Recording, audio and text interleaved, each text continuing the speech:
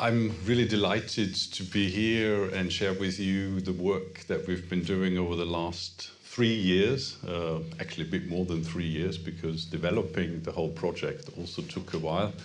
And I remember very well that was actually before COVID, so a time that seems like a long time ago. And what was also, I think, remembering back now, we put the application forward when it was just at the start of COVID. So at that time, we didn't know what new leadership challenges were out there. But we also managed to integrate this new challenge into the project. We had to adapt quite a bit because we also had, like many others, foreseen many interactions in meeting, in presence, but we had to move as well at the beginning to very online communication and online exchange, which in the end, also looking back, I think was a benefit in the end, because we actually managed to communicate more and more intensely, but we had I think also the advantage that we could go to meet in person.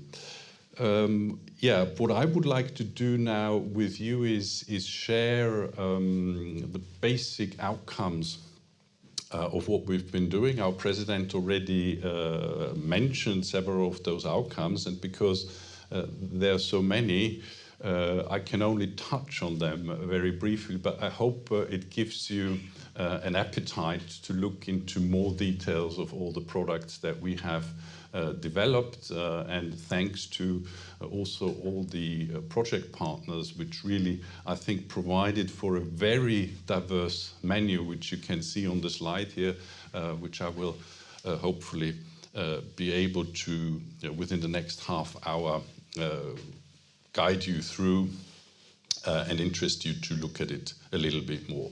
The NEWLEAD objectives at the beginning were, as our president mentioned, to equip universities and their leaders with the competencies and skills that they need.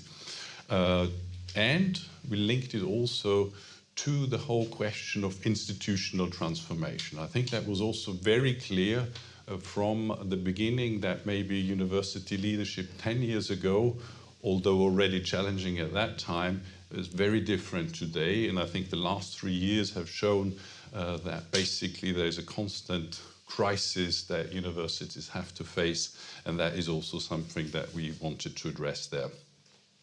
We also, as very often in projects, or I would say almost always in projects that we undertake, is to bring this topic to the attention of European and national policymakers.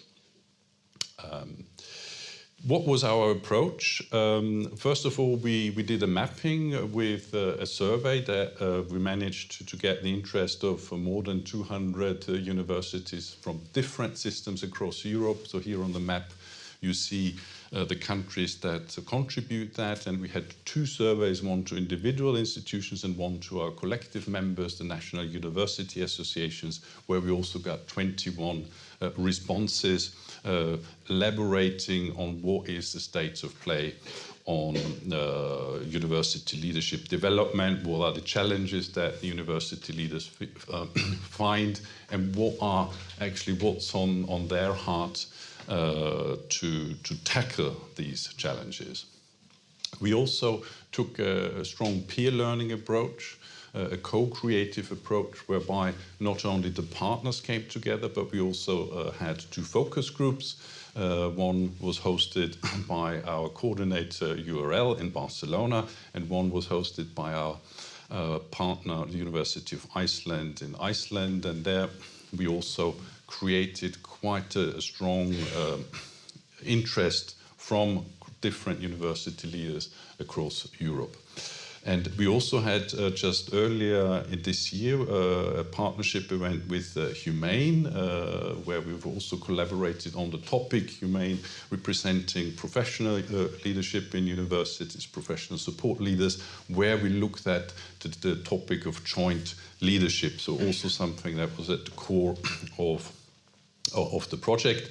And then we also, another product that we had we analyzed in-depth 10 system leadership development programs from different systems, and out of that we've developed, in addition with all the other data from the focus group and the original data collection, a sort of inspirational guide how to develop leadership programs if someone else would like to go into that. Now let's zoom in a little bit into some of the product's results. As I said, just some appetizers. Now here on this slide you see what have been considered as the main drivers for institutional transformation. And on the top of the list you see the actually external drivers. So it's either a change in national legislation, the adoption of a national strategy, but also European and international trends. Financial pressures, unfortunately, as there are, have also been considered as drivers for transformation. Less so peer learning and multilateral cooperation. So, for example, now the European University Alliances, as they have already been mentioned, also a tool for institutional transformation, but still less so than the other drivers. When talking about leadership, what we also find out very quickly, I have to say we already knew about that before, is that people have very different understanding about leadership and institution, who is part of the institutional leadership. So we also asked the institutional respondents to what they consider who is part of the institutional leadership. No surprise here, rectors, vice-rectors are usually considered as part of the formal leadership team, and 70% consider also deans as part of the formal leadership team. When it comes to heads of administration, COOs, whatever the term is, the sort of leading the professional support, here we have 65% that consider that, but that number changes considerably depending on the system that you look at. So I would say there is in north of Europe, they would be usually also considered as part of the formal leadership team. What's important though, and I think that has been throughout the project, we have seen that a broader leadership concept is important, that not just looking at who is formally a leader, who is formally the academic leader of the institution, but really looking throughout the institution where you need to have leadership at different parts of the institution. One element that also became quite evident, that the topic leadership and management is either often confused or it's not very clear what is meant under the two. So what we also worked out is to see that leadership actually involves engaging the people in a vision, in creating the conditions for transformation and empowering people and guiding them through challenging periods. I mean, there are hundreds of different definitions about leadership, but this is something that we wanted to put out to differentiate it from management, which looks much more at the accomplishment and implementation of strategies and goals. And what was interesting to see that many leaders also from the focus group discussions and throughout the project found that it's very difficult to dedicate enough time to the core leadership topics and not being drawn down by management or coordination tasks. We've already talked about skills. What are the skills for higher education leaders? This is from the survey, the results from the survey where we looked at people management skills, strategic skills and technical skills. So I just want to show the people management skills. On the top, 98% said communication. So communication always comes up on the top. Followed very closely by open-mindedness, conflict resolution, integrity, and active listening. So those are skills that people expect from a university leader. Now, just a couple of points and outcomes also from the focus groups that I've already indicated that took place in the spring, early and late spring 2022. where we brought together between 20 and 25 higher education leaders from 12 to 15 countries from across Europe. And there we discussed leadership challenges in relation to some transformation topics. And the three that have been considered as being the most crucial at the time is the green and sustainability transition, female leadership, as part of the equity diversity topic, and then transnational collaboration, particularly the European University Initiative. And I'm not going to go into the details here, but I really recommend looking at the publication where we bring together some of the leadership challenges and leadership approaches that can be taken to tackle these challenges. And the challenges is not just the big transformation topics, but what also came out of the focus groups is that the response to societal transformation has been deemed as challenging. The constant crisis, and I think we can see it now, be it COVID, the pandemic, the war, the energy crisis, etc., etc. Underinvestment and financial constraints also came up quite often, but also internal challenges, which is sometimes more difficult to talk about it, but integrating the different missions within an institution, resistance to change, efficient collaboration and time management have been considered as some of the internal challenges from the focus groups. Here, just very briefly, the skill sets that came out of the focus group. You will see very similar ones that came out of the survey, but maybe because it was a smaller group and where you could have more intimate discussions, you find also skills like trusting others, networking skills, building bridges between politics and the academic sector, but also very interestingly showing vulnerability. So probably very different perception from what is expected from a leader who needs to know everything, needs to weather every storm. Showing vulnerability was also quite interesting to come up here. Let me now move to, I don't know if we can call it the main course, but we spent certainly quite some time on the question how actually leadership and leadership development is organized at institutional level and at system level, and how it is supported. And here from the survey, institutions came back to us and said that actually around between 40 and 47% provide leadership development through professional networks, be it at national level or European level. So also what we do at EUA has been considered as supporting leadership, whereas more formal programs for different parts of the institutional staff, they feature around 30%. So that's only 1/3 of the respondents do have programs like that, and mentoring, coaching is even less in place in higher education institutions, and even 17% said they have nothing of the above in their institution. When we look at the survey responses from the national university associations, there also 18 said, well, even if we have programs at institutions and at system levels, we still see untapped potential in development programs. And here, just to go very briefly through that, you can see how a national program or institutional programs look like, or what they offer. So they can either target the top leadership of institutions, for example, like at UCL, where they target different staff groups in the institution, or at the University of Zurich, where it's a more open program, and they offer 5 modules over 19 days.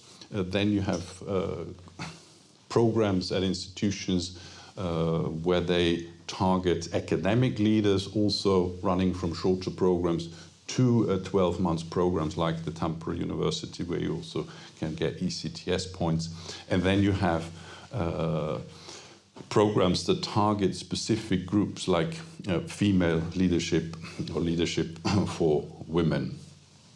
We've also seen leadership development programs offered through networks, either at European level or at national level. I've already mentioned Humane. They offer 1-week residential programs for senior managers of professional services in higher education. So that is one program that has been running already for a while. Another organization offering programs for research managers. And then, just as an example, the British University's Finance Director Group, they offer what they call sort of action learning sets for their group. So you see, there are things also offered at network level. Now let me go to the next part of the menu, is the analysis that we did of 10 system-level leadership development programs that we did together with several partners of that, the consortium that contributed to that.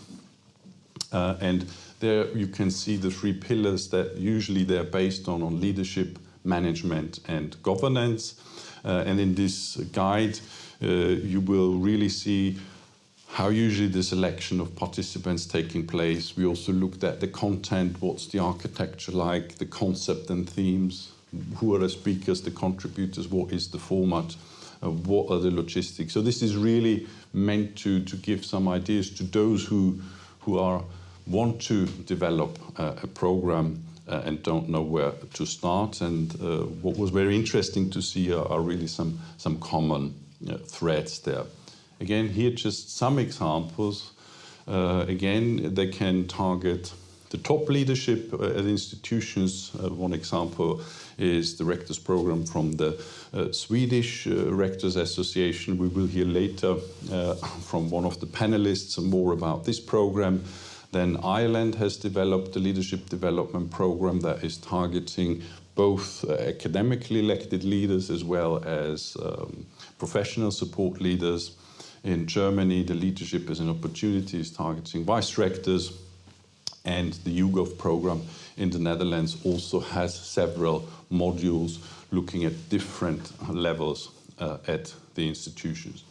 Then we have a group of system programs where educational leaders are targeted. This is the case in Denmark and Norway. And again, here we have then at system level specific groups addressed. So for example, the Aurora program in the UK offered by Advance HE, or a program in Switzerland also looking at high potential leaders, particularly female leadership.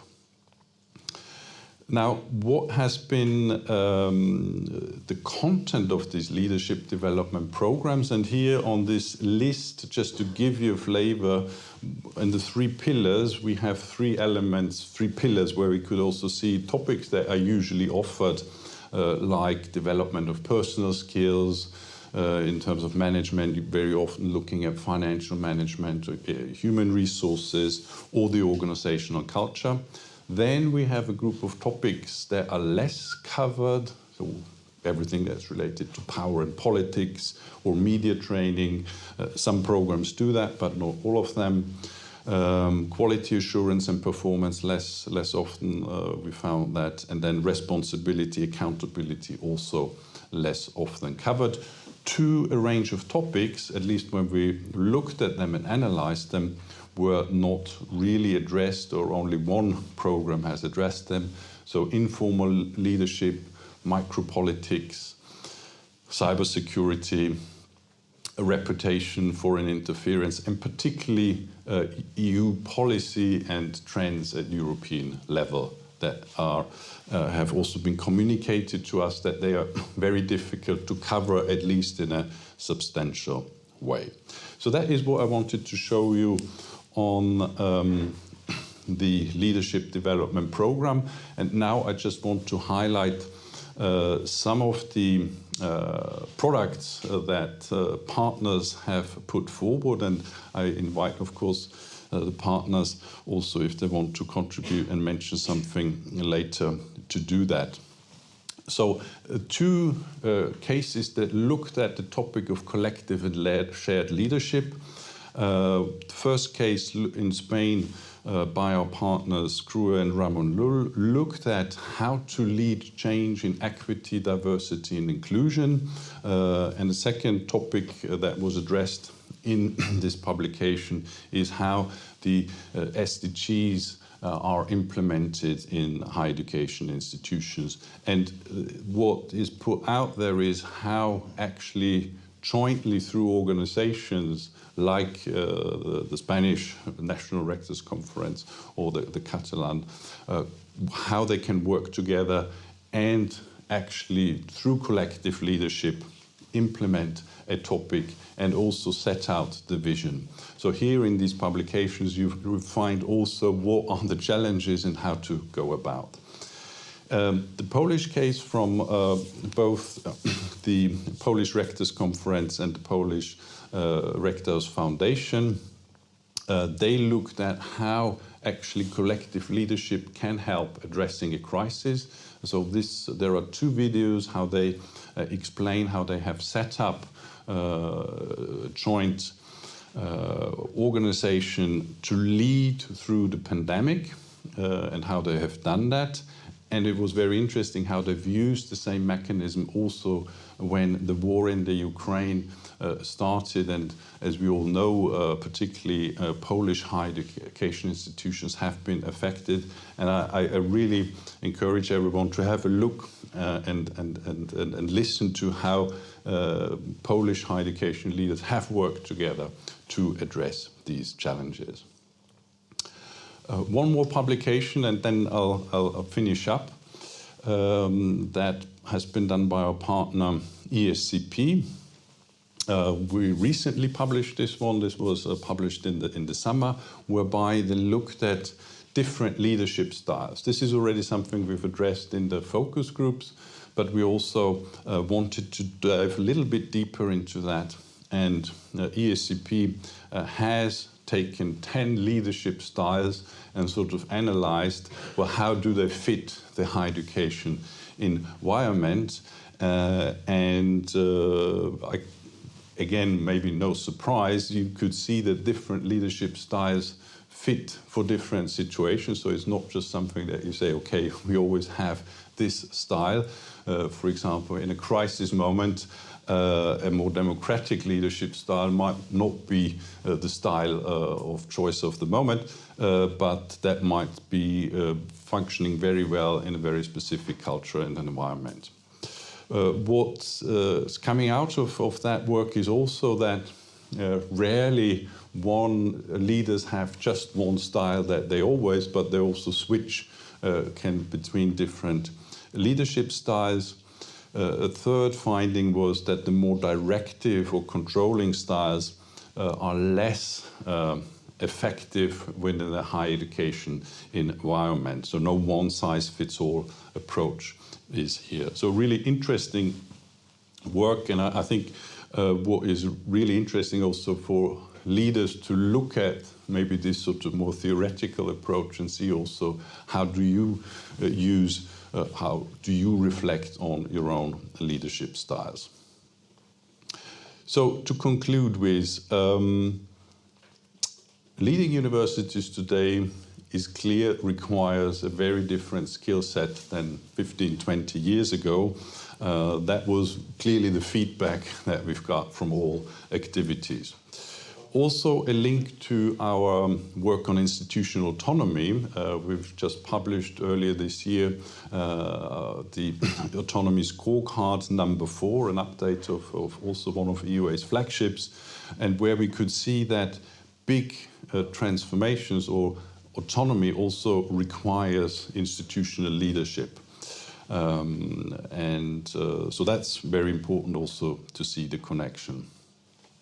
A third point I want to mention is that leadership development is an ongoing process, both for individuals as well as for institutions. Doesn't mean that, yes, you have done one program and that's then finished, but also for institutions to have a continuous reflection of what is necessary today, that there is a development. And yeah, so clearly, and I think that's also what our president already said at the beginning, professional leadership development is essential to tackle, to support institutions to tackle the big challenges. We have in several products many recommendations. Here is just a sort of best of. I'm not going to go through all of them, but it's basically what we recommend to institutions to have a strategic approach. So really to reflect on what is necessary, what can we offer. We also recommend to foster leadership throughout the institution, not just targeting one group, but also maybe looking at what you can offer for both academic and professional service leaders. Then also looking at the whole portfolio of leadership developments, ranging from peer learning to more formal programs to mentoring and coaching. And also think about you don't need to offer everything yourself. So it's really a sort of layered approach by what is it that you can offer as an institution, what can you do at sector level, where can you tap into networks. So that is also part of a more strategic approach. As always, we also have recommendations to policymakers, both national and European, although you will see they're quite similar. What we really think is important that at national level, institutions that look at leadership development should be rewarded somehow. So really the acknowledgement that this is an important area, there should be some awards for that. Ideally also getting some financial support for developing programs either at system level or at institutional level. The Irish program, for example, that I mentioned earlier, they had the financial support from an innovation fund in Ireland to kickstart this program. So I think that's also a very good example of what a seed funding can achieve. At European level, we also recommend that there should be support through European funding programs for the sustainable development and delivery of European leadership development programs for university leaders. As we could see, there are some programs out there addressing some groups within the institutions, but a more holistic program is not out there. And of course, there are capacity building programs, but no formal leadership development programs. What would equally be important to provide financial support and maybe scholarships for those who want to attend these programs, so that not only those who have the financial means or the access to programs can benefit from them. And the last recommendation would be the recognition of the importance of leadership and leadership development to tackle the very big challenges, and also the expectations that policymakers have in institutions, because in the end it's the university leadership throughout the institution who needs to lead the vision to tackle these challenges. That was what I wanted to share with you, and just to indicate to you that those who are watching online, you will have access to all the documents either through the repository that we have developed, but you also will find the individual products on the platform and on the website, on the EUA website, but also on the project website. So you have various ways of looking at that. So thank you very much. I think we still have time for some questions, either in the room or online. So if there are any, I'm happy to answer some questions. And I'm looking to my colleagues if there are any online. Not so far. Or if there are some questions in the room.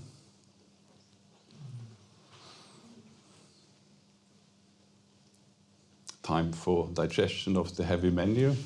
Okay, I can see some. We have a microphone.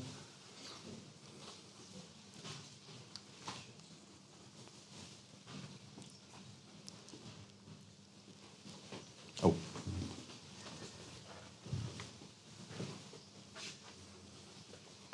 Thank you, Tom. It's on? Okay. Well, thank you, Thomas, for this excellent overview of the NEWLEAD program. I'm Pim de Boer. I'm representing VU University in Amsterdam, Inter-Rural University Network. And, well, it's always a bit hard to start a discussion. So this one should be an easy one. You showed one slide on which you mentioned EARMA. And some kind of courses that they are able to deliver. As far as I'm aware, this is also part of ERA Action 17 on research support capacity building. And one of the things that is really lacking and that we are trying to achieve within this ERA Action is to build courses, dedicated courses for higher management in research support. It was mentioned, but this one is really lacking, and they also belong to leadership in the university. It might be at the director's level, but it might equally be higher. And even in an organization like CERN, there's no dedicated course for that, so that needs to be included as well. Thanks. Yeah, thank you very much, Pim. That's indeed a very, very good point. The examples that we showed were just, and we don't have many examples to show, and of course they're also very different in what they offer. So, I think what's indeed very important to look at the leadership aspect and not just also the technical or more managerial aspects in some programs, which of course is a very important element of that, but what you mentioned particularly also research management as not just a technical professional support service profession, but also the important role that they have in contributing to institutional strategy and leadership in research. So the whole question of how you develop as an institution a research strategy is not just a technical issue where research managers would be the professionals to help people in, let's say, designing the best application to a complex European funding program or a national funding program, but also how actually they can contribute in helping the institutions to define an appropriate strategy in that aspect. And I think it was very clear, the examples that we found, that you have some pockets of some offers, but really to tackling all the different challenges that we have today, we need lots and lots more. That I think is very clear. So I think the discussions in the ERA actions certainly are a very important one, and we're very much looking forward also to the outcomes there. Yes, there are two more questions. Maybe if you start with the end, it's easier logistically. Hi, good afternoon. Veronica Kuprianova, Deputy Director at the Academic Cooperation Association. Thank you very much for this very exciting presentation, Thomas. So I've been reflecting a little bit, and it looks like the resources that are available for professional development in higher education are scarce, and they're getting a little bit thinner as well. On the other hand, as you have presented the need for professional development among leaders on the topics like conflict resolution, like management of crisis situations is growing. So how do we bridge this gap actually? So what actions can be taken maybe on the EUA platform and more collectively? Thank you. Thank you very much, Veronica. I don't want to already reveal everything that also will be presented at the end by our president, at least what EUA can do. But going back to the presentation and the findings from NEWLEAD, I think it's very clear that there are some systems and institutions who have already done quite a lot. And I think we will also hear some examples later in the panel discussions to show what systems have been doing.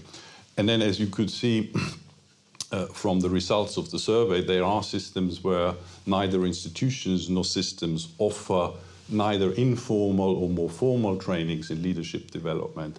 So I think what we really need is to bring this topic, to continue with promoting that actually leadership development in higher education is a necessity for tackling the big challenges, and that there needs to be a strategic approach, that there should be support at the different levels, and that this is really an important investment in order to achieve what the expectations are by institutions. So I think that is also one of the, I would hope, the legacies also of this project, to bring this up to a European level, to bring this up also into the, let's say, minds of national policymakers that have not yet thought about it, but also encourage those who already have something to continue reflecting on the adaptation of the programs, because a program that might have been fit for purpose 10 years ago might not be fit for purpose today. So I think a continuation of the encouragement of looking at that will certainly do one trick, and I think at the end we will hear then what EUA has planned in that respect. Thank you. And I think Carl had a question. Thank you very much, Thomas. Carl Bonnat from France Université. I remember a French president of the Republic saying that he thought about becoming president while shaving, no names, but I was thinking that it would be very difficult for a university president or vice president to say the same thing for two reasons at least. A, because I believe it's difficult to think of yourself becoming, a leader in your academic career. It's something that happens to you in a way at some point, with several steps possibly. And secondly, because in times of constant crisis, as you have described, the present situation may be more difficult to think of leadership career as appealing. Yeah. And have you thought about measures to make that career attractive, appealing, possibly on the long run? Thank you very much. I think there's a very, very important, good question, and it's sort of also supported by the findings that we had. Sort of how institutional leaders become leaders is actually through the career within the institution very often. So being, a leader of a department and then taking up some leadership roles. And then I think also we heard through many anecdotal feedbacks is that very often there is no intention from these university leaders, but that they often have to be convinced to take up that job. So that makes it very different for someone, be the political who wants to have a political career or a career in the private sector, where actually the route towards, let's say, a leadership position is a planned one, and hence also the link to getting support at the very early stage is a very different question than in the higher education sector, where at the stage where you find yourself then at a leadership position where you haven't thought about it for let's say an earlier career plan. So that makes it very, very different to other sectors,